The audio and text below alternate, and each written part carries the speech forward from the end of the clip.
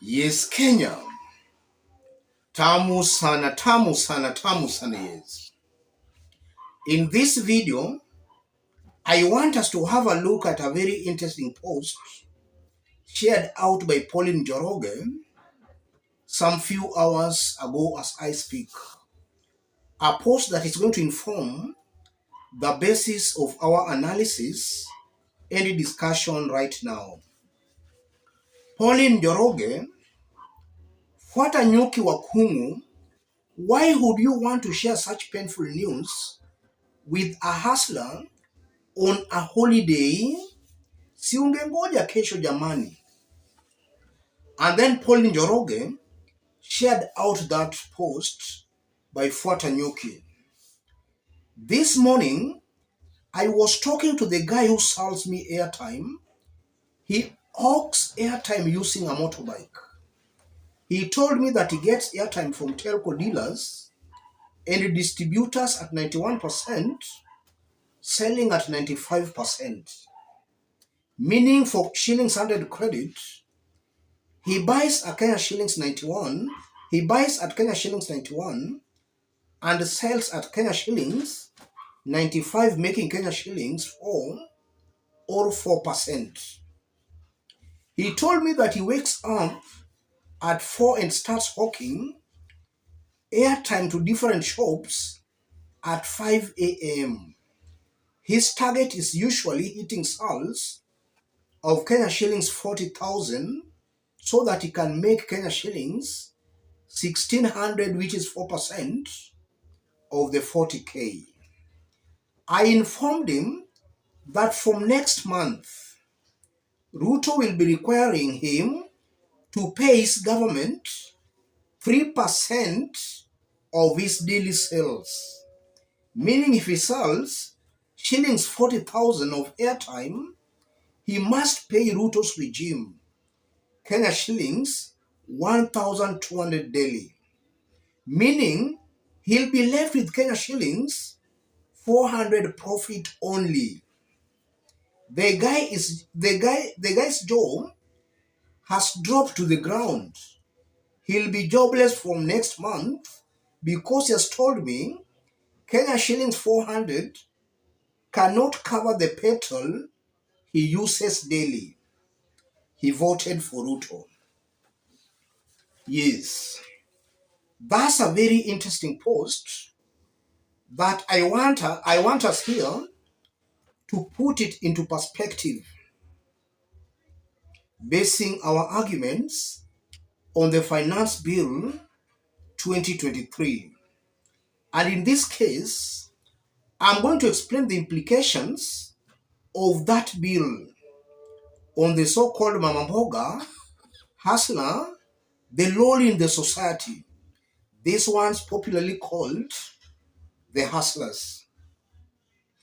If you are watching us, but you have not yet subscribed, subscribe, give this video a like. Let's proceed.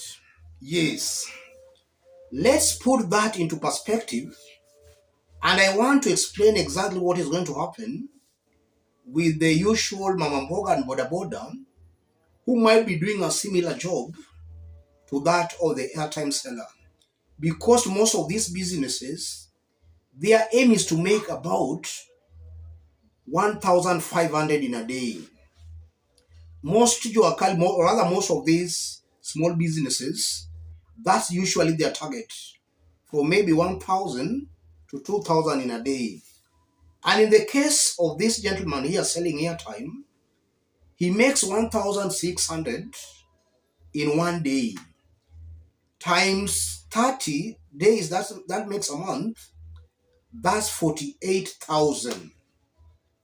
And this 48,000, if you deduct 3% of this 48,000, let me deduct 3% of the 48,000.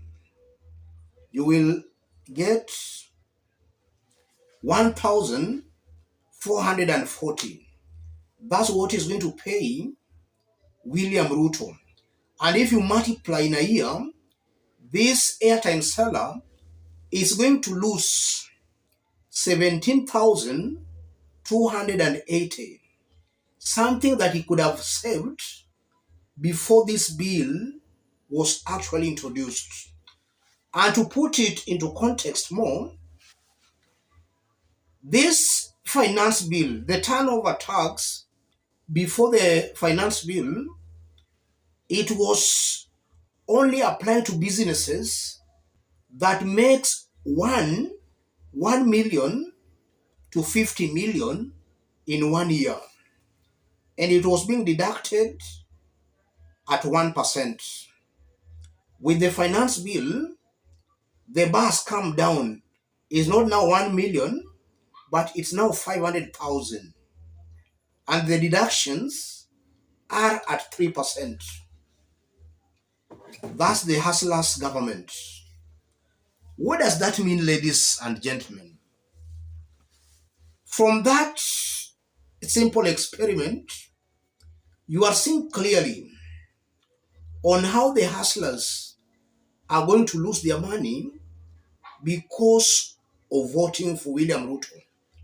They did elect a person who is very insensitive to the plights of the so-called Mama Mboga. So William Ruto here is clearly going to push these people to the wall. This airtime seller alone, assuming that those are the correct figures, which I think are roughly correct, most hustlers in businesses will be losing about 20,000 in a year. Something they could have saved before the enactment, or else something they were saving before this finance bill came into place. That's exactly what is happening here, ladies and gentlemen. So in a nutshell, as I conclude, William Ruto lied to the so-called Mama Mboga and the so-called Boda Boda.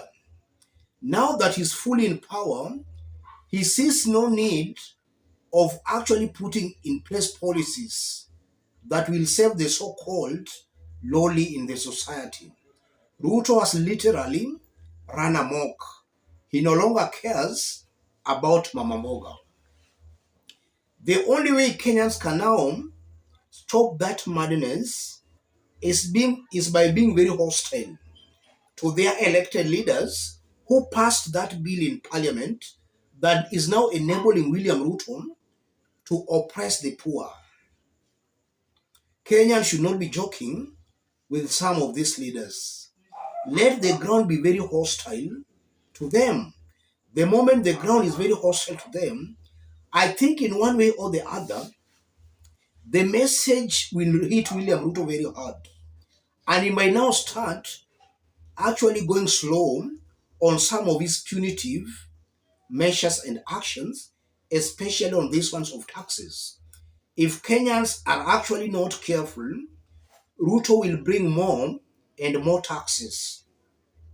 And already, he's talking of some mandatory NHIF deductions. It's mandatory NHIF deductions. Kenyans can save themselves from that by rejecting the elected leaders. Let me stop it there. For those watching us but you have not yet subscribed, subscribe, give this video a like. And to our fans or any other person who want to support our channel, I've pinned my number on the comment section. Contact me through the number or feel free to channel your support to the number.